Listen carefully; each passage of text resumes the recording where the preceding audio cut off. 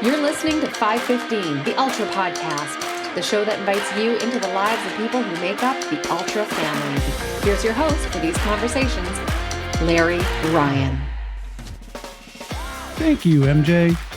It's another 515 preview episode featuring Ultraman Arizona, which is starting next Friday. And stick around after for an athlete in profile with Australian Shane Duffy, who is attempting a 515 verse. I am so happy to have my first two guests back again for this episode of 515, the Ultra Podcast. We were all together just a couple episodes ago for the Ultraman Florida preview race, and today we get together again to preview Ultraman Arizona, which will be taking place on March the 17th through the 19th in the Valley of the Sun, Phoenix, Arizona. Welcome back to the show, the voice of Ultraman, Mr. Steve King. Thanks very much, Larry. Once again, happy to be here with you. It's great to have you. And leading the three-ring circus that will be the Ultraman race is the race director of the event, Jen McVeay. Hello, Jen. Hey, Larry. Good to see you again. Nice seeing you guys again.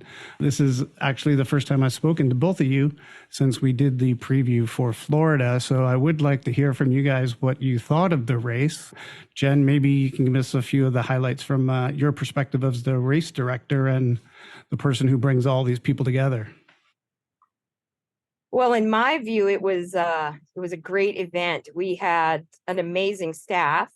I think we had like 15 alumni finishers on the staff. 4 of those were Ultraman Florida champions, so that was pretty cool. And we had just a great group of athletes, a really diverse group, some really fun crews, and there were a lot of great stories that happened out there. Jeremy Howard ended up winning the whole thing. Mm-hmm. We had a really spectacular run record set. Steve can tell you a little bit about that.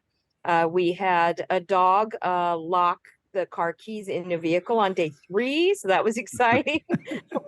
So it turned out to be just a great event, and just really proud of all of our athletes that towed the line out there. Yes, it looked like a great event from following it just on the social media. Steve, how about you? Do you want to share some of the interesting stories that unfolded, or maybe some of your highlights? Sure. I mean, the highlights began almost straight away in the swim when we saw Jeremy taking off, and the gap just got wider and wider. He had a 40-minute lead just going off onto the bike alone. So it was incredible to see how things unfolded from that point, because there was a gentleman in 22nd position out of the swim who made his way up by having the fastest bike ride on day 2, and then the fastest run, as Jen alluded to, with a new record by 22 minutes with a 6:35. That was James Scanlon, who's actually going to be racing again in Arizona. And Aaron, or AA Ron Felsheim, was the 3rd place. It was good to see him up there because, people come and they've helped others. It's good to see them getting out there on the road. We had a good battle between an Ecuadorian, Carlos Poggi, and the Canadian, Kyle Ormerod. There was only 5 seconds separated them at the end of the 3 days. And when you look at the women's field, and of course, sadly, there are always some people who don't quite make it. There were 6 people who didn't make it as official finishers. But in the women's division, you may remember Sarah Bird, who was unable to finish the run portion last year. I think she surprised herself by coming away with the win this year. So it's really nice to see that level of surprise, and the number of people who were so honored to be part of the race at the awards. It was wonderful to hear the tributes they made, especially to Jen and her team, because she's an amazing race director, and with the support she has, it's a first-class team, and the organization was just exceptional as always. Oh, that sounds great. Well, you haven't had much rest from pulling that event off, Jen, and we're right into Arizona here. Why don't you tell us a little bit about the people that are coming to Arizona? Maybe start with our countries that are represented as we usually do, and a little breakdown of our age groups. Sure. We've got 7 countries represented and 9 states of the United States represented. The countries that'll be represented this year are USA, of course, Australia, Egypt, England, India is represented, Italy, and then we've got one friend from Spain coming over to visit us. And then for our age groups, we have 19 men and 3 women racing with us. In our men's category, we've got 2 in the 20 to 29 age group. We've got 5 in the 30 to 39 age group, 8 in the 40 to 49 men's age group, and 4 in the 50 to 59 men's age group. For the women, we've got 3 ladies racing with us. 2 of them are in the 40 to 49 category. And then we've got 1 who is in the 60 to 69 category. We've got 14 first-time Ultraman racers, and we have 8 alumni racers who have done an Ultraman in the past. No, that's excellent. That sounds like a good spread out field representing a lot of the age groups. So we'll see a lot of different tactics out there between the people that are out to try and win it and the people that are out there to try and finish it. And with a couple of these young guys out there, maybe just out to get some experience, and we'll see how that all unfolds. Well, let's get into the ladies' action then. First of all, you with your 3 women that you have in the race, 2 of them I noticed work as coaches. Maybe you can tell us a little bit more about these people and introduce them to us, Jen. Sure. First, in the women's 40 to 49 category, we've got Carrie Mandel. She is actually coached by one of our alumni, Chris Draper. And what's really cool about Carrie is she actually came down to Florida to train on the Ultraman Florida course. And she was there during our race week. So she stopped by the finish line and she got to meet some of our Ultraman Arizona staff already. So that was really nice to start that relationship in person. It's much better in person than it is over email. Carrie is a yoga teacher and studio owner, and she is also one of those coaches that you mentioned. She's a triathlon and running coach. Then we've got Cynthia Bartis. She's another one of our alumni. She has done both Ultraman Florida and Ultraman World Championships. She is bringing with her a very experienced crew. Her husband, Steve, is going to be her crew chief. And then good friends Mary and Randy Latza are going to be building up the rest of her crew. And they are both Ultraman Florida alumni and very experienced crew members. So Cynthia should have a really good race with that pro crew out there. And then in our women's 60 to 69 category, we've got Karen Bonnet. She is our oldest and wisest Ultraman Arizona racer this year. She is 66 years old. So that is pretty impressive to still be racing at this distance for sure. And she's the other coach that you mentioned. She's a mental fitness and performance coach. And Steve can probably fill you in on a whole bunch of good stats about these ladies. Well, I think it's interesting. It's great to have Cynthia back, of course, because she is someone I would anticipate could set the fastest bike times out there. Remember, last year we had no swim, so it's going to be interesting to see how those sorts of times are compared to what we've already seen. Kerry has done 4 Ironman. She's got a best of around 12 and a half hours. Cynthia has done about 10:20, I believe, before for the iron distance, but she's got the Ultraman experience behind her and such a great crew. The Latzers are part of that team as well as her husband, of course. And so I think the other interesting thing about Karen, because if she finishes, she would be the most senior female ever to complete an Ultraman at 66, because the oldest is we've had a couple of women that are 65 years of age. So that would be something. But I also think it's impressive to see who's on her crew, someone I'm really looking forward to seeing, and that is Pam Reed.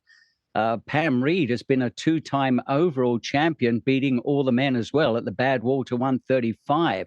A very impressive lady, and has won all sorts of awards, been on TV for what she's achieved. She's held records at 24 hours, 48 hours, 6 days. So my guess is she's on the team, not only to support, of course, the athlete, but maybe looking at being on the start line for an Ultraman herself. So that's exciting stuff.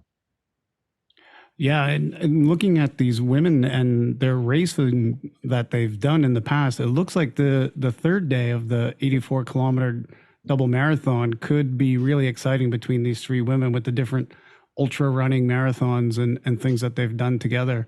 Mm-hmm. I saw that Carrie has done the World Marathon Challenge. Karen has done a number of big events, like some of them cycling. Maybe we can get into those as well. But she also did the Western States 100-mile run, where she finished with just 9 seconds left in the time to be able to finish that. Steve, do you know any more about some of these other races maybe that they've done? Well, when you consider what it means, all three of these are very tough athletes. You look at Kerry, and when you mention the World Marathon Challenge, people don't necessarily realize what that means, but it means racing on 7 continents, a marathon in 7 days. So 7 marathons, 7 days, 7 continents. So logistically, it's just amazing to be able to do that. But it just shows you that these athletes are multi-day racers, that they've done things before that are multi-day. Karen Burnett, talking about her in terms of some of the big rides she's done. She's done some 1,200K events, which are Paris, Brest, Paris, Goldrush, Boston, Montreal, Boston. And 1,200Ks is the sort of the long distance of the randonneur. So, she can sit on a bike for a long time and really push those gears. And we've even seen Karen up at Ironman Canada last year. So it's delightful to see people from around the world gathering once again in a central place and coming together to take on a brand new distance, Cynthia being the exception amongst the three. Mm-hmm. Well, let's move on to the men's category then. And I know the first 2 men are kind of stepping in and representing the next generation of ultra athletes, being at their young age that they are. The 2 of them are both competing for the winner of the 22-year-old category. One of them I met last summer, but maybe you can tell us a little bit about these guys, Jen. Sure. The first one is Vedant Nangare. Vedant actually raced in Canada last year, but he had a little bit of difficulty and didn't quite make it to the finish line in day 2. So we're looking forward to having him race with us and hopefully get him across all 3 of those finish lines this year. He's going to be crewed by his mom and his dad, and he is lucky that he is also going to be crewed by one of our Ultraman Florida and Ultraman World Championships alumni, Billy Rickards. Oh, that's Billy a nice pickup. Is a very nice pickup. Yeah. And Billy also is going to paddle for him during the swim. Billy is super experienced at crewing and racing. So he's going to bring a lot of knowledge to Vedant to help him get to that finish line every day. We've also got Pierce Show racing with us. And Pierce actually wins the youngest prize because he is 11 days younger than Vedant. So it's going to be interesting to see which one of these guys takes that age group category for the 20 to 29 age group. Steve, you want to chime in about these 2 kids? Well, yeah, I mean, it's amazing at that age, although we've seen one person as young as 19 over the years, but to be 22 taking on these sort of challenges, very, very impressive. I think Pierce was the one who said, he does this to celebrate his religion and his beliefs, and he's done some extraordinary stuff for a young man too. 400 milers, as well as running 100 laps of a mile loop around his house. Now that tells you he's got what it takes up here as well as in his heart, and can push. And so I'm fascinated to see how things unfold. He has done an Ironman in Waco, Texas. Vedant, of course, I have met him before because he was here. And I think for people to understand what happened for him, God knows how he even managed to get to Canada in the end. If it hadn't been for the Rotary Club, he managed to get a visa in a day almost and get up there. He made it literally. We were sitting down for the breakfast and he came into the hall, and the support from his family has been incredible. So it's a little scary on the one hand to have mum and dad as the crew, but they are his biggest supporters. And I think the addition of Billy Rickards is going to make a big difference.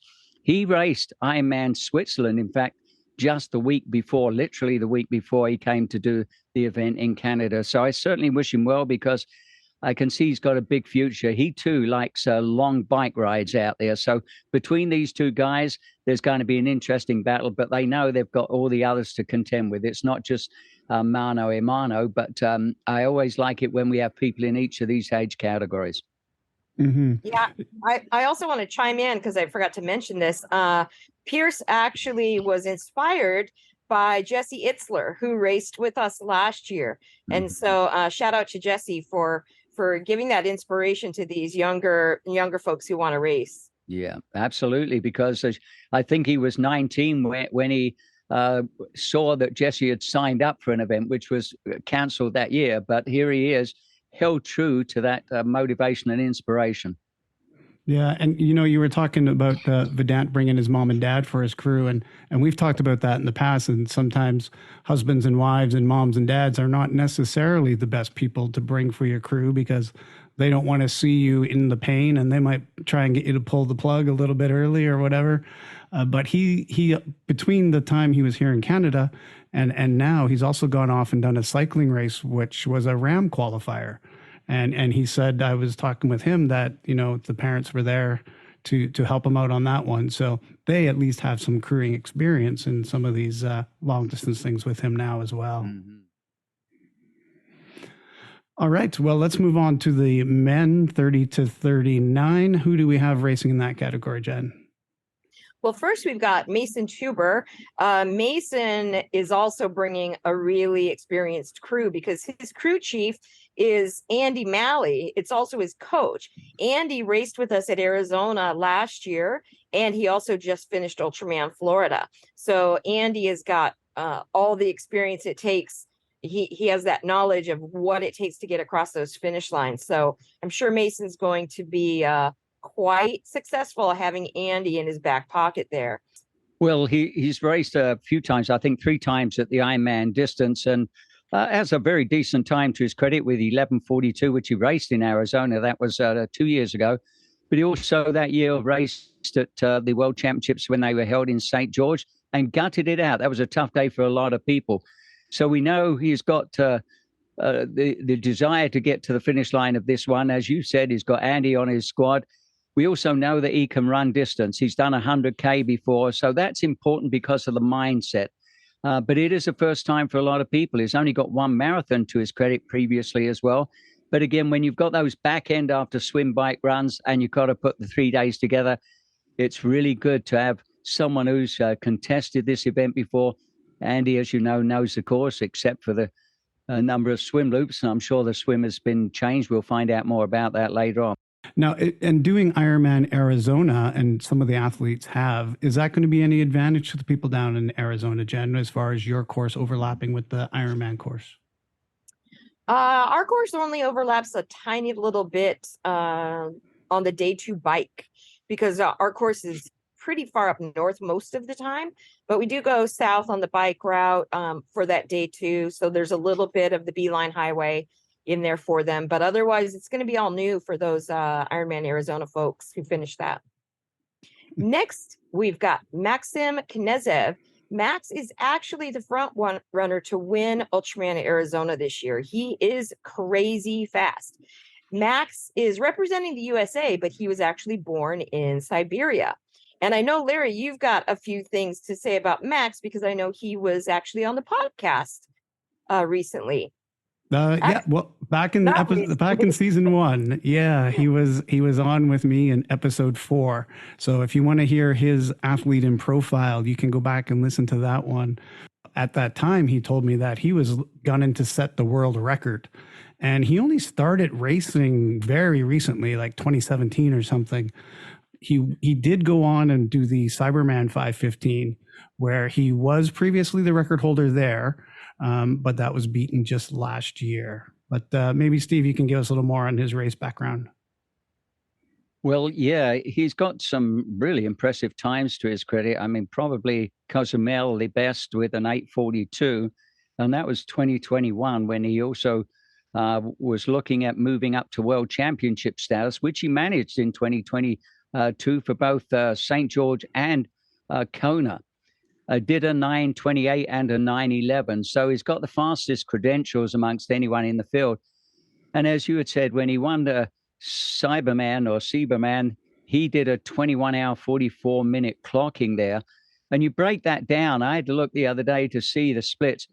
He did a 3:12 swim, which I believe we're going to see someone possibly, if he does that sort of a swim here in Arizona, he could find himself some 30, 40 minutes down on the gentleman who we'll talk about in a while, who's done a 2:30 before for the swim. but a very strong biker. Did a 4:05 that first day on the bike. Was 7:17 total. 7:48 was his bike speed. But again, any time under 8 hours for a bike on day 2 is impressive. And then ran a sub 7 hour clocking, a 6:57 to wrap that up. He will really have to fly if he's looking for a world best. As you know, that the time even at that event was taken down to, I think, 21 hours, 5 minutes. But he is still the second fastest person. And they get a good field of athletes there. There are a lot of people from Russia who like to do that event. There's a few internationals signed up for this year. And of course, we're really pleased when you think of, we got someone in the field from Alaska. So Alaska, Siberia, they want to get some sunshine in and get some racing in, obviously, amongst the best in the US and elsewhere. So we're thrilled that he's going to be part of the action. I'm really interested to see what type of time Max puts in on day 3, because we do have a lot of climbing. And this is definitely a very different climate, too. We don't know what the weather's going to do yet. That's still up in the air. Yeah. Yeah, it could be hot or it could be snowing. It totally could go either way at this point. The Southwest is crazy right now. I can say that because today in Vancouver, we're sitting with about 15 centimeters of snow. So it's headed down. My family lives in Lake Arrowhead, California, and they are currently sitting under about 6 feet of snow from the last 4 days, and they're getting another foot of snow tomorrow. So, yeah, I can't have any sympathy for your tiny snow in Vancouver, Larry. I'm sorry. Yeah. Well, we'll worry about it when you get snow. Right. Yeah, that'll be a problem. So moving on, our next in the men's category, 30 to 39, is Mohammed Kappi. And Mohammed is another one of our alumni from Ultraman Florida. He will be representing the country of Egypt again this year. He was, like I said, a finisher back in 2022 at Florida with a 30-hour, 5-minute, and 19-second clocking. That was his very first Ultraman race. He learned a lot there. And he raced on a bike that was not very well fitted to him. He also got injured at mile 20 of the run. So we're hoping that this year he's going to be completely healthy for the whole time. He's on a well-fitted bike. And so it'll be fun to watch and see what he can do. Steve, what else can you tell us about Mohammed? Well, I like Mohammed. I think it's great to see him coming back to take on another event. I also think, you've got someone with a passion for the sport and a passion for his family. He's brought his times down from Ironman to just over 13 hours to around, I think, sub 11 and a half hours. He also last year did a double marathon. So you can tell he was building towards this. And he did around 8.5 hours, I believe, for that as well. We actually saw him up here in British Columbia as well when he did the 70.3 Ironman there. And that was with a sub-6 clocking. But I think what's impressive, too, is he doesn't mind being open about some of the issues he's had to deal with over the years. And that's including some trauma that he suffered and has been working through. And this is part of his health plan, if you like, as well, to come out and bring the family along. And he is dedicating his event to people who are sufferers from PTSD and looking at how to protect your brain, not only from, potential crashes on the bike, but also in terms of good health and good self-management. Our next athlete in the 30 to 39 category is Thomas Melbourne. Thomas feels like Ultraman chose him. He is from Utah, but he's been coming to the Arizona area, in the area of where the race is, since he was a child. And the Valley of the Sun has become a really special place for him. It's a place where he likes to go escape the cold of Utah. And his best friend also lives there. His mom is his crew chief. So that's another family member that's going to be there supporting him. Steve, what can you tell us about Thomas? Well, he's gone from 70.3s up to Ironman. And in the same year, in 2021, he ended up doing the World Championships in St. George, did around 13, has raced up to 50K as well as marathons and raced last year in Monument Valley. I think he's someone, this will be a test for him, a test to see the strength of the character of the person as well as his physical body. And I think he probably will surprise himself, because he's probably not going to blast out of there like some people do, like Jeremy, who knows and has the confidence to be able to do so. This will be about pacing for him and to get through that. And I love the fact that his mother's willing to be the crew chief, because that speaks a lot about their family values. For sure. I love seeing all the family members coming out to support. Our next athlete in the 30 to 39 category is Shane Peeds. We have two Shanes racing with us this year. So this is Shane Peed, and we've got Shane Duffy. So we're going to have to come up with nicknames for Peed, I think. Shane is pretty cool because he's been a partner for Ultraman Florida and Ultraman Arizona. His company is Certified Piedmontese Beef, and they send us so much good stuff for our athletes, crews, staff, and volunteers. He sends us beef jerky, he sends us biltong, and everybody really enjoys that. So we're really proud and happy to be partnering with Shane. Yeah, I'm delighted. It's always good to see sponsors getting involved, whether it's him or Adam, who's going to be part of the action on a team. But Shane, I'm thrilled because after 16 Ironman and nearly 20 at the 70.3, it's fitting that he would step up the distance. And he's someone who could do very nicely, because I think he often races around 11:15 to 11 and a half hours. And he knows what this is all about. And I think we're going to be pleasantly surprised, because it sets the tone as well when someone who's willing to give input to such a magnificent event, that he's now willing to put himself on that start line. So as he may have some media following him, he is a brand ambassador himself, no doubt, but we look forward to seeing each of the finishers in each of the 3 days coming to the line. We know there are disappointments, there are bound to be. Let's hope this is not one of them, because even if it is, I think he's the sort of guy who would come back time and time again once he's experienced this. And that's what the being part of the Ultra family is all about. And you hear that constantly in social media and in the speeches that people make at the end. So I'm hoping this year that everyone stays for their breakfast and to listen and hear stories and provide their own story. And let's hope that's a big story for Shane Peed. Definitely. And another thing about Certified Piedmontese, I'm not sure if you know this, Steve, but you will like this fact. Dee Dee Griesbauer is one of their brand ambassadors, and I know you're a big fan of Dee Dee's. Absolutely. Wow, that's news to me. Thanks for letting me know that. Sure. Now, he lists Eric Wynn as a crew member, and it says owner of Slow Twitch Media. Wouldn't it be nice to have someone from Slow Twitch follow the event, literally, as opposed to just reading whatever's put up on social media? This is going to be someone who can put it out there and experience it for themselves, and hopefully draw more people to challenge themselves at these distances. Mm-hmm. Yeah, I'm wondering if Eric is a triathlete, maybe we'll get him to race with us next year. Would be nice.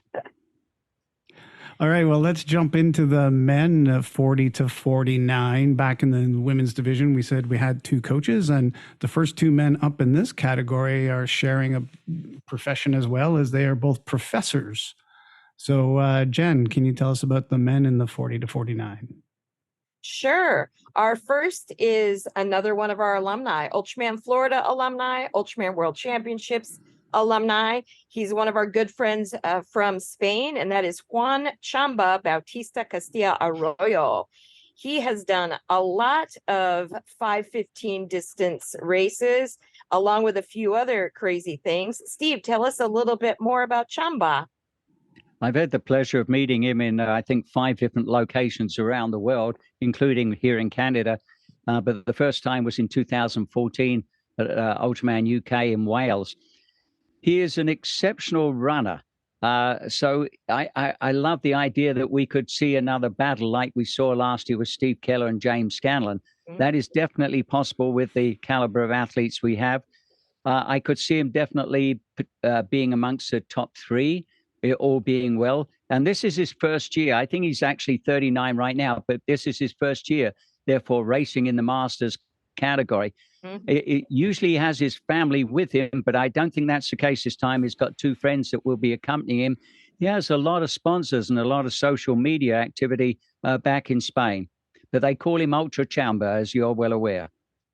And he will be wearing, I'm quite sure, his very, very bright pink kit, along with his very, very bright pink bike. You can always spot him. I love it. And he likes to talk. When it comes to the talk at the end of the event at the awards, Jen, I know you give a little extra time for people who don't necessarily speak English. He has been known to speak for 20 minutes because he has a lot to say. So I can see you edging up on the stage. Oh, I will be scooting up next to him because we have a little bit fewer athletes. Everyone's going to have probably an extra minute, and those that don't speak English will have an extra minute on top of that so that their translators can have time to translate. But I will still, I'm quite sure, be sneaking up next to him and, you know, edging his shoulder a little bit. Yeah, and for people that haven't been to an award ceremony with you, Jen, that's exactly how you do it. You just slowly just keep walking sideways until you're standing next to the person to give them the hook. Yep, exactly.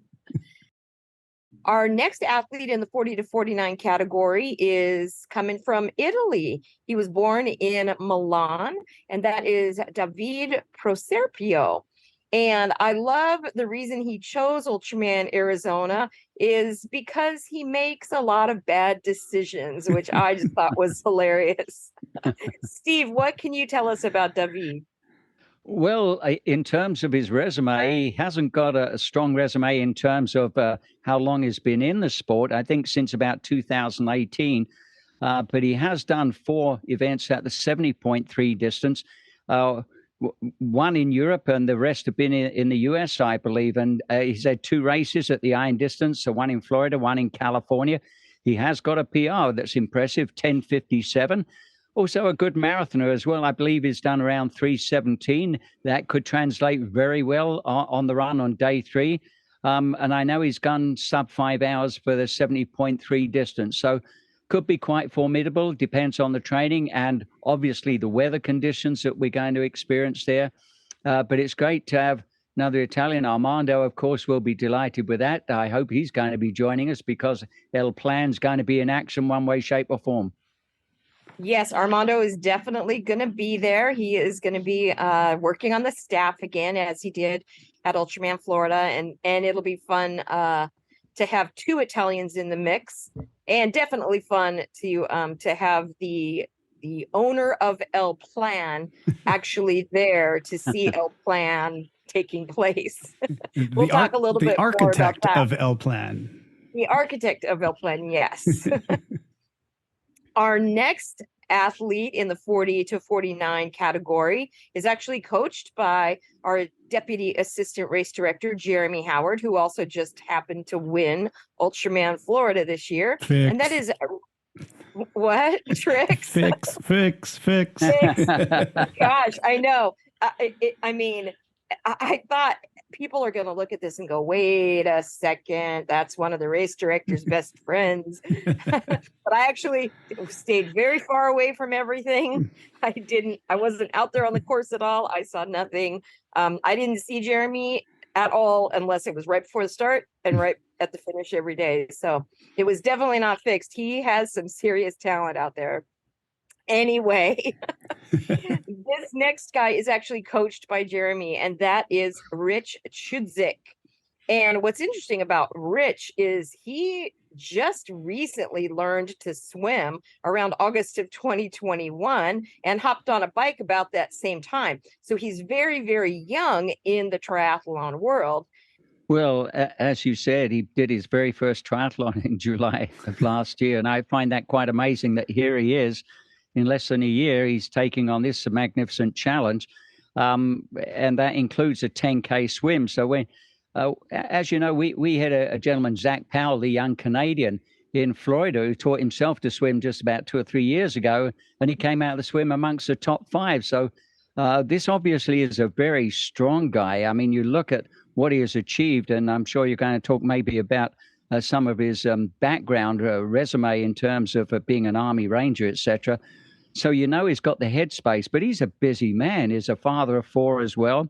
He owns a major company, and the fact that he's put the time in and is coached by Jeremy, he's serious. And he's serious in wanting to get a sub 11 hours or break into the 11-hour mark for an Ironman after doing a couple of 13-hour ones at Chattanooga and Ironman Lake Placid. So I think for this guy, he's someone we're going to be very pleased to see him come through each and every day and see how he applies the learning that he's acquired over the years of his distinguished service. He's got a Bronze Star, a Purple Heart, and a very impressive academic background as well.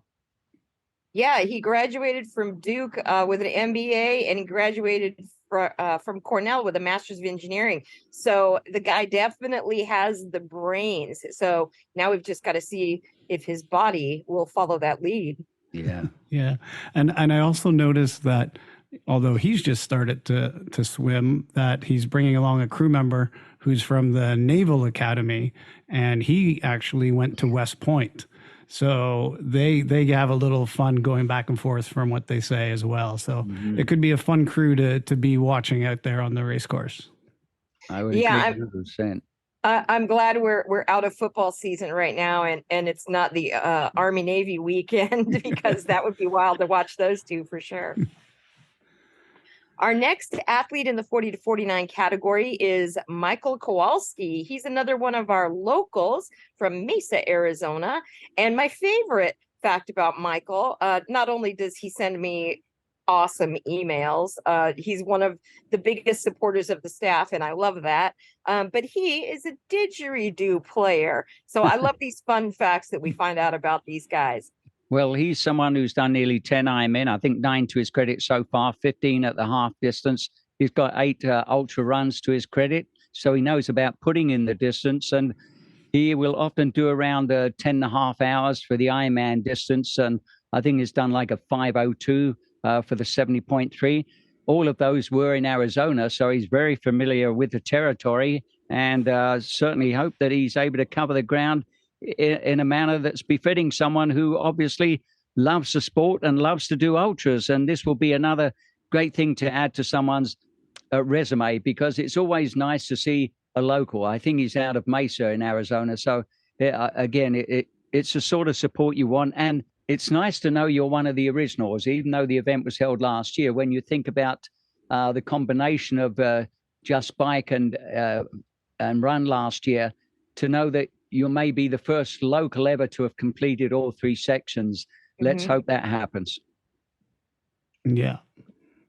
I think the other thing that stood out in the information that I got about him was that he says that he uses the training, like so many of the other endurance athletes, as a way to just not only keep him centered physically, but also mentally and emotionally. And it's really part of that whole mental health thing, maybe like Muhammad, and so many of the ultra athletes that either use the exercise for their medicine or use it as a way to, cope in some situations. So it comes out often in these things, and we've had many guests come on and talk about that as well. So it's great that there's something like this that brings the people together, that they can share in these moments and have those Ohana experiences for people that need to use this exercise for some medicine out there.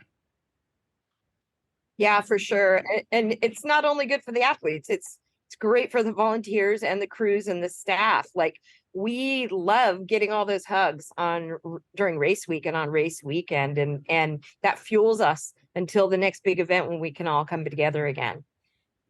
Mm-hmm. So our next athlete in the 40 to 49 men's age group is another one of our alumni. We've got quite a few alumni racing with us. This is an alumni from Ultraman Florida. This is Guillermo Tijerina, and we love this guy. He has such a great sense of humor. He's always good for making us laugh, and we're super happy to have him racing with us in Arizona.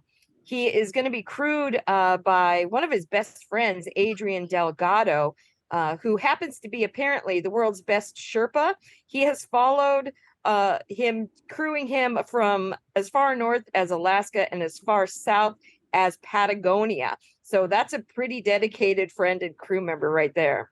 Steve, what can you tell us about his resume? Well, I like the fact that we got a couple of Texans with us. Guillermo is one of those because they do things very big in Texas. And so we're thrilled that he's come back to a start line for his second Ultraman and second location.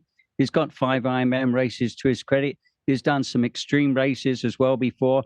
And the last time we saw him was at Ultraman Florida, and that was in 2020. COVID hit, and now he's back in action, and I certainly look forward to seeing him once again. Definitely.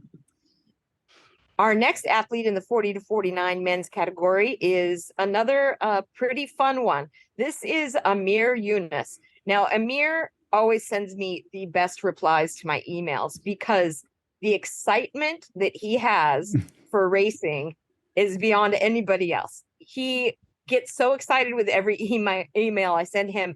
I always get back an email that says, yay, and with lots of exclamation marks. And we're just as excited to have him as he is to be racing with us. Well, I'm impressed. He is the other Texan I was referring to as well. So this is a gentleman I would anticipate could be well up there on the swim because he's done a 10K swim before. In fact, a few of them, and he's done around 2.5 hours. He's done anywhere from 10 to 20 miles. And I know he was going to be doing a 20-mile plus in Lake Tahoe as well. But he has done some different events, not only swimming, but he's done that 3-day Florida extreme event. That's over 300 miles. And that was 3 years ago. And that will put him in very good stead. He's raced in Boston, a marathon, and I think his PR is around 3:03. So, again, that could translate to a 7 to 8 hour double marathon on day 3. We have to wait and see. Mm-hmm. And he's another one bringing the family to crew. He's bringing the wife and a young daughter along, Alana, with him as well. Yeah, I think it's going to be really fun to watch some of these guys battle it out on day 3 because that day 3 run I think is going to be a pretty fast one, and there's not any one runner that is going to be way out in front. I mean, we know what James can do, but it'll be fun to see what Max can do, what Amir can do, what Chamba can do. So I think we're going to have a day 3 battle out there on that run. Mm-hmm.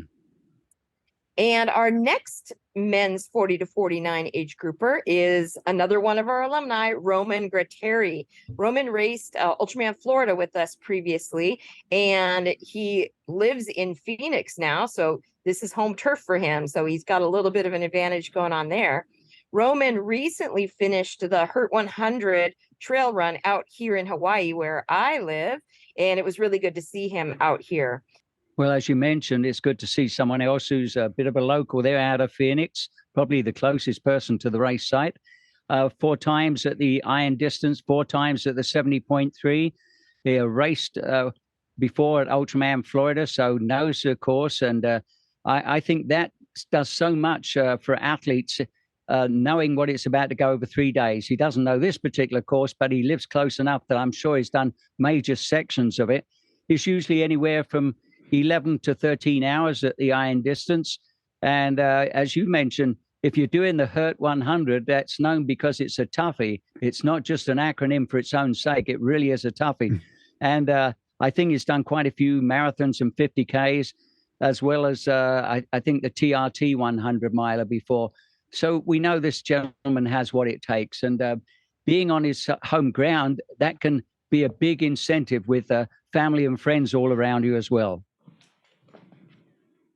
Definitely. And to finish Hurt on your first time out, this was his first attempt. And it's pretty rare to have those newbies coming in and finishing on the first attempt, because Hurt has a very low finishing rate. It's under 50%. So pretty impressive that Roman could battle that out and finish that race on the first try. Mm-hmm. Our next age grouper in the 40 to 49 age group is Baher Abdelgawad. He'll be representing the United States, but he was actually from Cairo, Egypt. And he's got a fun crew that we've put together for him. And that includes Kelly Mulvaney and Kyle Powers, who are both locals in the area. And also another local from down in Tucson is Nick Turley. Nick actually crewed for the Juan and only Juan Craveri last year. So Nick's got some crewing experience. But Kelly is a coach and has a lot of experience. And Kyle is another triathlete. So he's got a really experienced crew, and that'll be fun to watch. Are those gentlemen coming to preview the course, do you think, Jen? Are they also looking to race this in the future?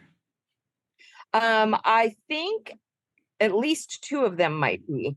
I know for sure that one of them is. Okay. But I don't want to speculate or name names. Okay. Steve, tell us a little bit more about Bahir. Well, in terms of background, he's got 10 Ironman to his credit, 11 at the 70.3. He's done 4 100 milers as well. We know he's a run around 4:15 in terms of back end of an Ironman for the marathon distance. And he had a very good swim like everyone did in Sacramento, but his usual swim times are out of 1:15. His usual finishing time for iron distance is anywhere from 12 to 13 hours.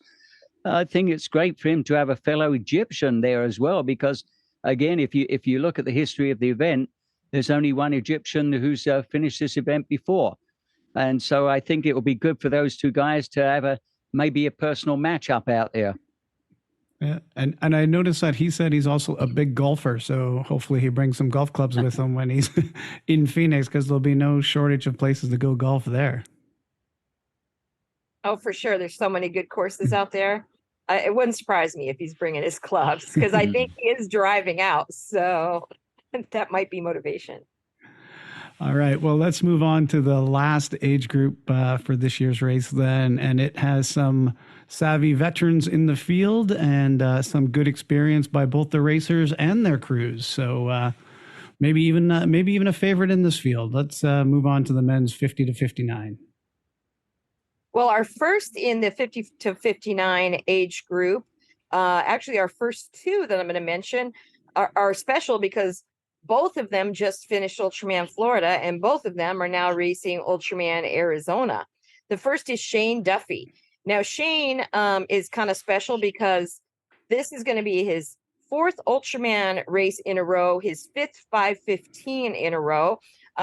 Larry is going to be his crew chief out there in Arizona, and Shane definitely is one of our favorites. I'm not allowed to have favorites, but I might have told him he's a favorite. A favorite of you. A favorite of me. Yes. And he goes around and tells everybody, I'm Jen's favorite. I'm Jen's favorite. And I'm like, you're gonna get me in trouble. But what's really cool about Shane is if he does complete Ultraman Arizona, which I'm very confident that he will be the first to have completed 4 Ultraman branded races in a row. And Armando Armelini is the architect of El Plan. And because Armando was attempting to do this last year, came up ever so short in Hawaii, but he passed on his Trust El Plan shirt to Shane, literally stripped it off of his body and gave it to Shane. And it was really just a very moving and touching gesture. And Shane carries that shirt with him to every event now. And it's pretty awesome to see him show up on day 3 wearing that shirt and then finishing day 3 wearing that shirt. So this is going to be really, really special. So we've got our fingers crossed that everything goes super smooth out there. I'm sure you're going to take good care of him, Larry. Yeah. Well, as it turns out, I was interviewing Shane as the athlete in profile for your Ultraman Arizona race, which will be right after this preview. I was doing that a number of weeks ago now, and that's when I found out that he didn't have a crew yet. So it lined up well with my holiday of spring break as a teacher. So I just decided, hey, I'll come down and help you out, Shane, and that's how it happened. And I'm happy to be a part of his team and to be a part of hopefully this historic event, not only for the racing community of 515, but more so for him and his own personal challenge that he's taking on. Yeah, it's going to be awesome to see him race again. Steve, tell us about his resume. Well, you've mentioned obviously what he's attempting to do and what he has done already, and I think it's impressive when you think he is Australian and he's raced in Australia at these distances a number of times already. And the logistics of putting something like this together is quite phenomenal. The change in teams, being by yourself for a while in between events as well, and having to think it through, and being away from family for quite a long periods of times. He's got lots of projects on the go. He's got quite the background in other sports. He was a tremendous soccer coach and player, as well as a record-breaking fisherman over the years. So I think he's got the pedigree, and then he can throw in some surprises. When he's having a good day, as he did on the second day in Florida, he took the lead for a while there on the bike course. So he throws things to the wind a number of times, and why not? Give it all you've got while you're out there and doing this extreme challenge, because he's going to look back and hopefully be a very happy camper. He's also got Mark Moody on the team, and Mark is a fun guy as well. He dresses up at the different events, and we saw him here even in Canada as well as there in Florida. So I really look forward to seeing the plan come together, because it's a tribute to Armando as well. As you said, he actually completed all those courses, but just was 10 minutes shy in total time. And for this man, I certainly hope he achieves something no one else has ever done. Definitely going to be fun to watch. And I definitely want to see if Mark's going to be bringing any new outfits. And I'm interested to see if he'll be getting Larry to wear any of these outfits too. I think that's a given. I'll be happy to do so. Happy to do so. And like I said, stay tuned after this preview, because I do have a conversation with Shane, and you can hear all about all of those things. And our next in the 50 to 59 category, already mentioned, James Scanlon, who just raced with us at Ultraman Florida. He also raced both Ultraman Florida and Ultraman Arizona last year. So he's doing the double again this year. And Steve, I know you've got a lot of good stats about James. Well, yeah, I mean, how impressive is that? Because when he raced in Florida just a couple of weeks ago, basically, he had just come off doing a 50-miler, which he won, and set a personal best for the course, just over, I think, 6 hours, 3 minutes.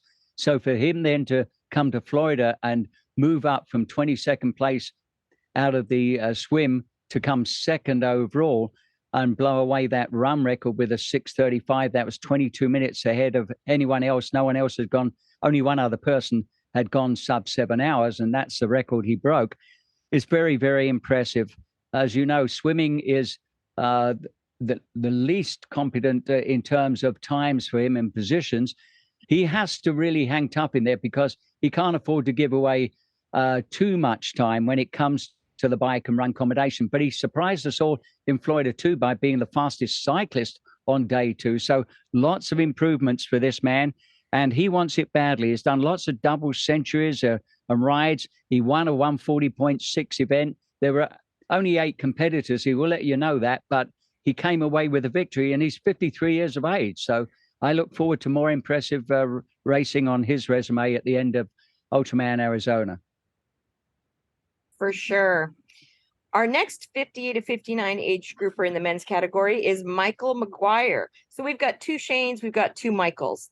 I wish these people would all just get regular names so that I have all different names out there. I think they are regular. I think that's the issue, and why you have duplicates. That's right. Yeah, they are regular. That's true. I need them to get irregular names. So Michael McGuire actually comes to us from Homer, Alaska, which is one of my favorite places in the entire world. And I'm pretty sure Michael might be our very first Alaska participant. Steve can fill us in, because I know he's got all those stats. So hold on, wait a second. We have a Homer and a Duff man in the race. We do. Sorry, and Steve. one thing that's really cool about Michael McGuire, the reason he chose this event was because of the Ohana and the Aloha. He actually met Jeremy Howard and another alumni of ours, Caroline Bloom, on the Big Island after he did an extreme tryout there. And this was while we were all out there for Ultraman Worlds. That planted the Ultraman seed into his brain. And so it's nice to see that he's going to be out here racing with us. Something really interesting and disturbing that happened to him. He was hit by a car back in 2021, and damaged his bike, damaged his body, did Ironman Arizona 2 days later and actually finished in a 13:09. So he definitely has the mindset to get things done even when his body is in pain. Well, as you've mentioned, this is someone who likes challenges and certainly can do very well in the cold.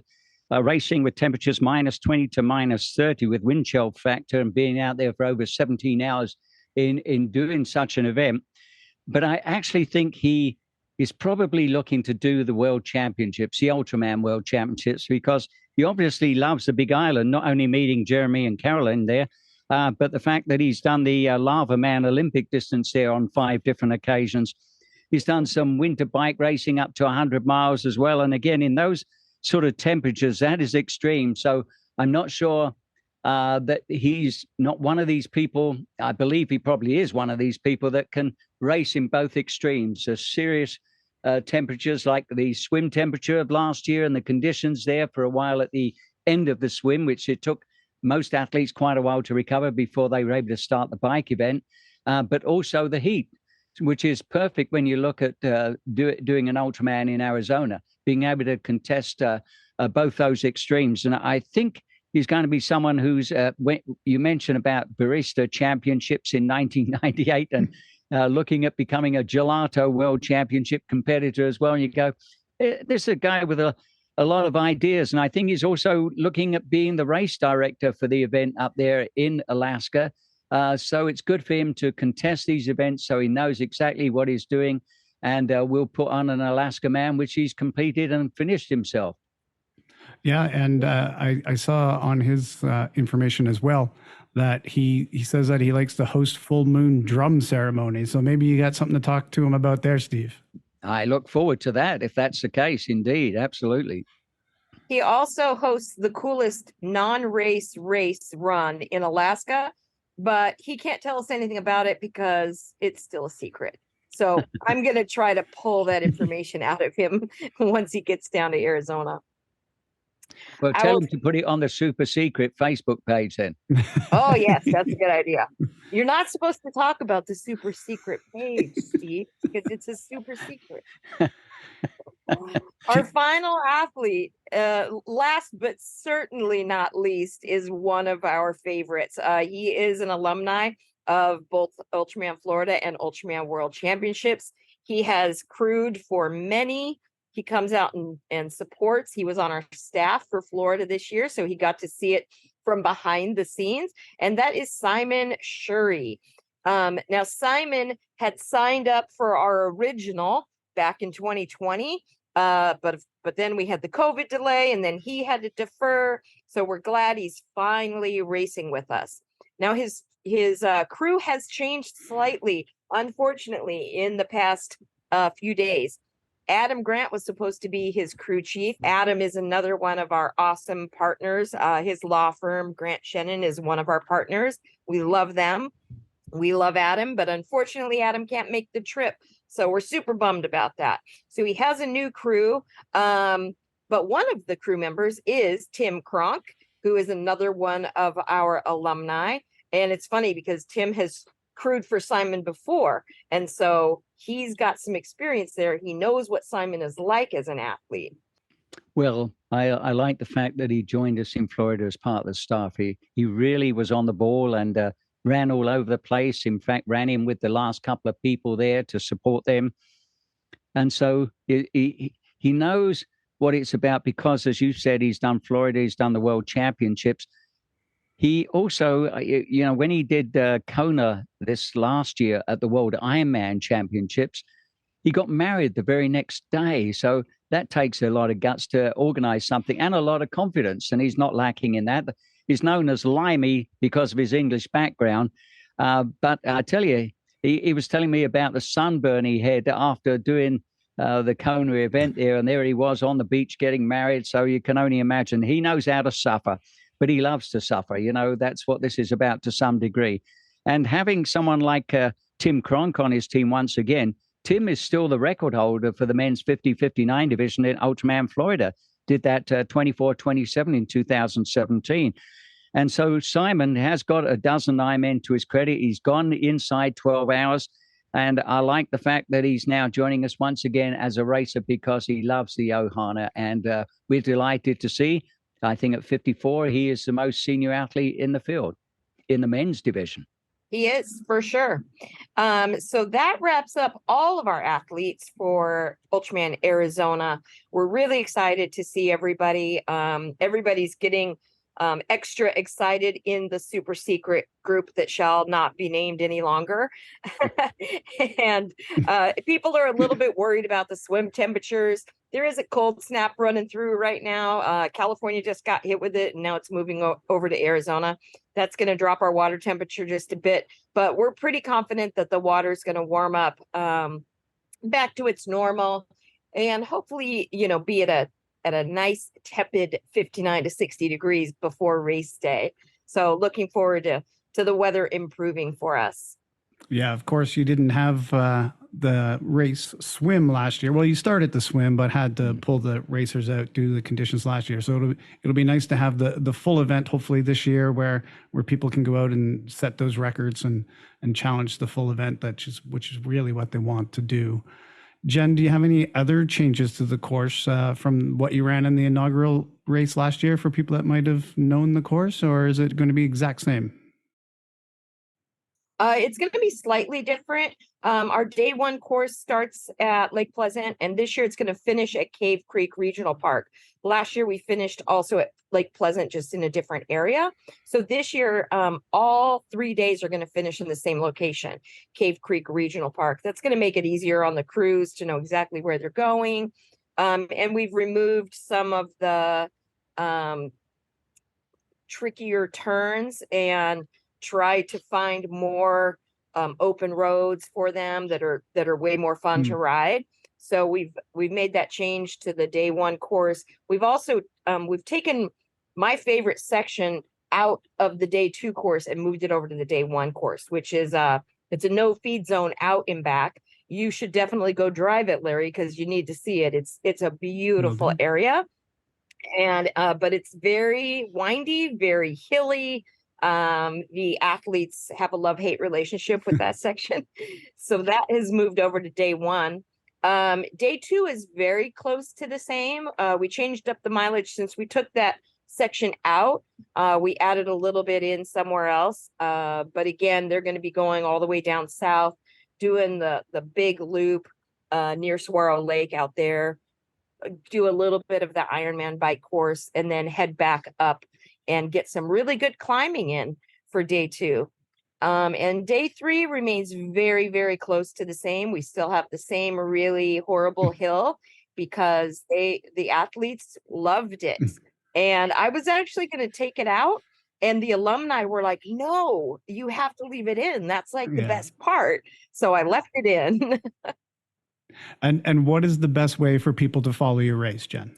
The best way is to follow us on Instagram, because we'll be posting there, but also we repost when athletes and crews post their stories. If they tag us in their stories, we can quickly repost that. So that way the world is going to be able to see what all the crews are posting about their athletes.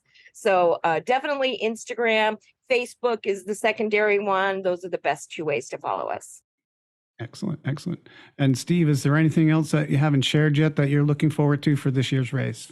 Well, I'm looking forward to seeing some records broken and made for the first time. So hopefully the swim will be a big part of that. But also we're definitely going to crown new champions and new age group champions. And hopefully it will be great to see everyone successfully make it to the finish line. You know, it's always sad for everybody to not make it in time after all the hard work, the sweat equity, the cost and everything. However, what was great in Florida was to see the two people who came back who weren't able to successfully complete it the previous year, last year, come back, and one of them win for the women, and the other gentleman was a delighted Honu winner in terms of getting the Gator Award for being the final champion to make it in time with sub 12 hours each and every day. So again, for those people who may not make it, we want to see them back on a start line again. But I am hopeful it would be lovely to be at a race where everyone comes away with a big smile because they've achieved their goal of sub 12-hour finishes each and every one of the 3 days. I would love to see that. I don't think that has ever happened. And I would love that to happen at Ultraman Arizona this year. Yeah. Fingers crossed. You betcha. Well, again, thank you both for joining me for the preview of the race. And listeners, remember to just stay tuned here. We're not done. We still have our interview with the Duff Man coming up next. So stay tuned for that. All right. Thanks again, guys. Thanks, Thank Larry. you. Hey, listener, after checking the length of both of the pieces of this episode, I decided to break them into 2 pieces. So now I would like you to go to Season 4, Episode 5 to hear that conversation of my athlete in profile for Ultraman Arizona, Shane Duffy. Hey, if you liked what you heard today, please tell a friend and be sure to subscribe wherever you get your podcasts. We'd appreciate it if you'd rate and review the show while you're there. Drop the names of the people you think we should interview and we'll get in touch with them and make that happen. Thank you for listening to 515, the Ultra Podcast, a production of 55 Enterprises.